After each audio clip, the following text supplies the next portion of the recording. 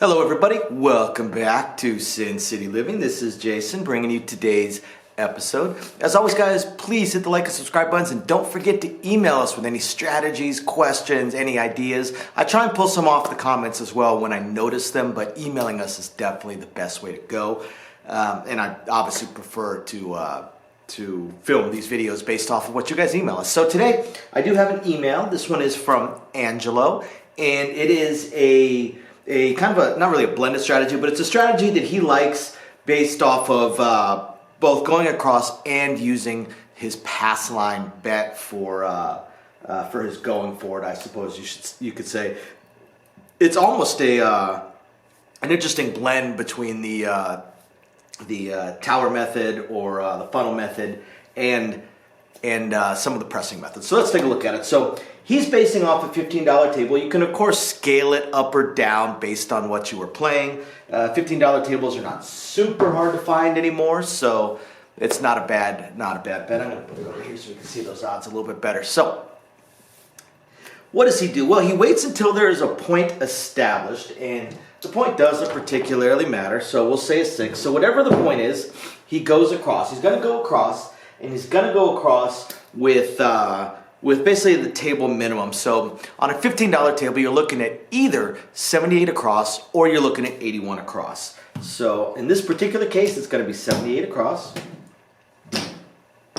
As a dealer, I hate $15 tables, but that's just because 3 is one of the less common drop cutting amounts, and so it becomes one of the ones where we're not as good at it. It just takes us longer to set up. So yeah, we'd rather set up say 130, 135 across versus 78 or 81 across, but that's just an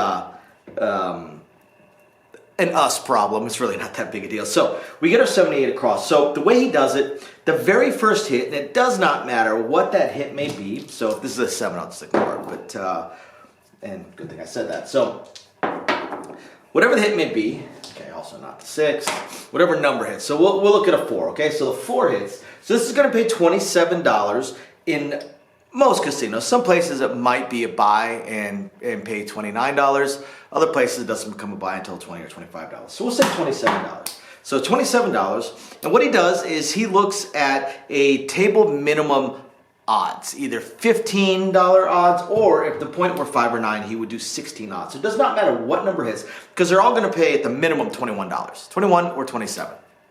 So he's going to take 15 or 16 in odds, and outside of that, he's going to same bet. He's going to same bet his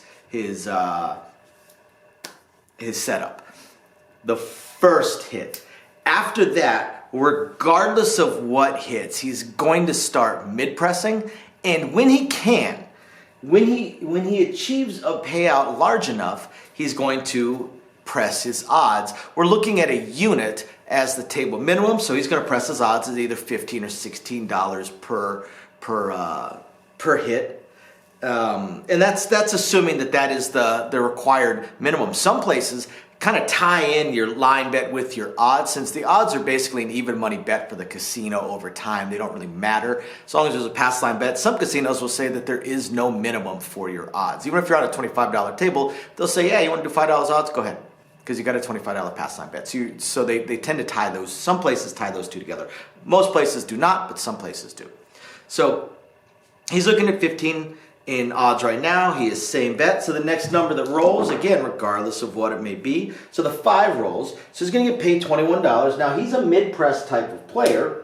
So he's going to go up to 25. He's going to take his money. And he has enough from what he's been paid to press his odds up to $30 now. So now he's at $30. So now if we're on a 3, 4, 5 table, his maximum odds are going to be 5 times. You can go beyond that if you're at like a 10 times or 20 times table, but otherwise he's going to stop at 5 times. If he wanted to continue going beyond that, he could, and I'll show you how. Again, I'm going to ignore any 6s or 7s that roll just so we can keep showing how this may go. So now we've got another 5, so that's going to pay $35. I'm going to use red because he's likely going to press it to 35.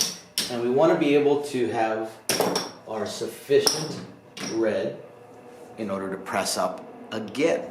So now he's pressed up. Now he's at 3 times odds on this 6. So now a 9 rolls. So 9 rolls, he mid-presses,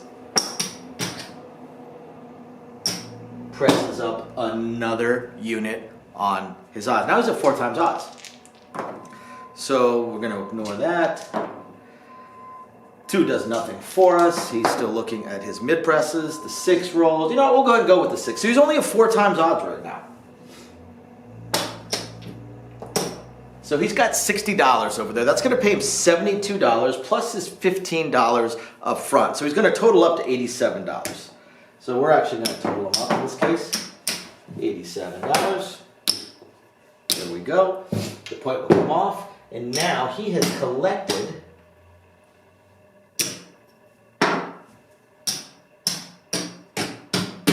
so he started out with 78 across plus 15 in odds, or $15 flat bet. That's $93.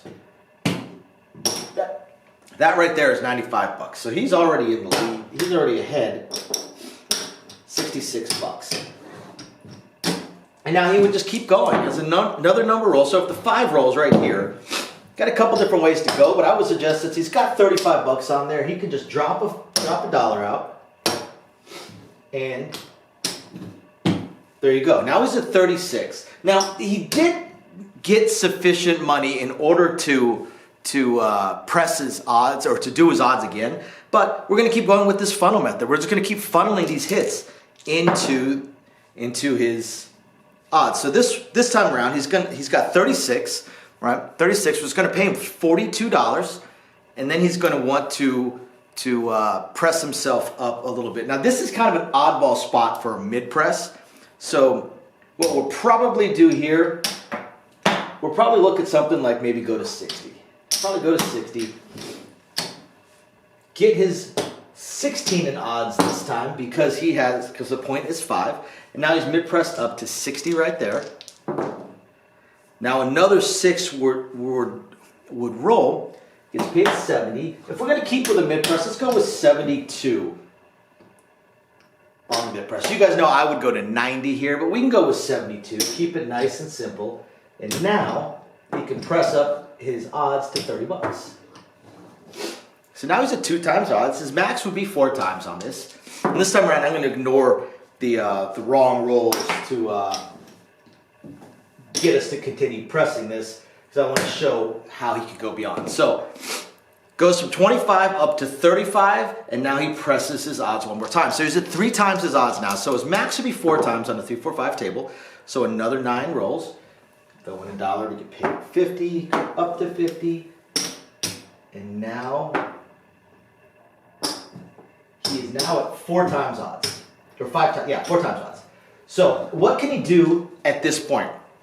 Well, let's take a look. There's a couple things he could do. So if an 8 rolls right here, likely going to go up to 30. And now, if he wanted to press his odds another $15, he'd have a couple ways he could do it. He could either press his flat bet, his line bet, and then that gives him another 4 times this, another $20 in odds. Or, and better, he can place it. Place the point. Placing the point on the line. And that's what I would recommend since you're in a mid-press situation, is just keep going that way. 8 rolls, go up to 42, collect this green, and now turn your place in the point to 30. Just continue to press your odds, and since your odds are maxed, now you're just placing the point and keep doing it. So when the 7 rolls, now he loses everything, but got 100, 200, $37 there. That's not bad. This is not a bad little strategy. It's kind of a fun strategy. So you're combining the funnel method, only instead of funneling into one particular number, you're actually funneling into your odds. When the odds max out, just go ahead and place it. Just go ahead and place it. Keep on going. Stick with the strategy, because if you get that up high enough, that means these are up pretty high because of your mid-press, and you've managed to bank a decent amount of money. Hit 2 or 3 winners, catch like a 15, 20-minute roll, and this strategy right here, this can make you some money, especially if they're hitting a lot of winners. That's one of the things that gets lost with a lot of players that are playing place bets is they have a tendency not to place the point. They'll just move it around, and they don't play the pass line, so they only have the place bets. And when we have one of those rolls, it's just winner, winner, winner, winner. 3 or 4 winners, not a lot of rolls. They're kind of missing out. The better ones, the smarter ones, will place all of the points, and then just mid-press from there so they're not missing any points. But I actually like this method. If you're going to play the pass line, especially if you're shooting. If you're shooting and you have to have a pass line bet or don't pass, might as well do it this way.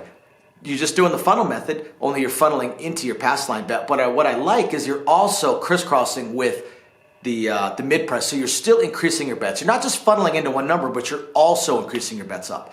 That gives you kind of a double whammy as far as being able to take advantage of a really good roll.